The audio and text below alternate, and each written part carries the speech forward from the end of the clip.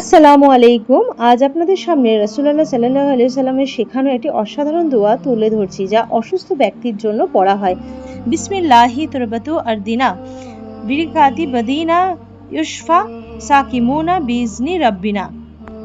এর অর্থ, আল্লাহর নামে আমাদের এই জমিনের মাটি এবং আমাদের কারোর লালার বরকতে আমাদের অসুস্থ ব্যক্তি আমাদের রবের অনুমতিতে সুস্থ হয়ে উঠুক। এই দোয়ার সবচেয়ে সুন্দর শিক্ষা হলো, আরোগ্য দেওয়ার মালিক একমাত্র আল্লাহ। মাটি বা অন্য কোনো বস্তু নিজে থেকে কোনো শক্তি রাখে না। এগুলো ছিল রাসূলুল্লাহ সাল্লাল্লাহু আলাইহি সাল্লামের অনুসৃত একটি সুন্নতি পদ্ধতি। প্রকৃত শিফা আসে শুধু আল্লাহর ইচ্ছায়। তাই যখনই নিজের বা প্রিয়জনের অসুস্থতার জন্য দোয়া করবেন, এই দোয়াটি পড়ুন এবং পূর্ণ বিশ্বাস রাখুন, আল্লাহ চাইলে অসম্ভবও সম্ভব হয়ে যায়। আল্লাহ তাআলা আমাদের সবাইকে সুস্থতা দান করুন, আমিন। ভিডিওটি ভালো লাগলে ইসলামী জ্ঞান ছড়িয়ে দিতে শেয়ার করুন। জাযাকাল্লাহু খায়রান।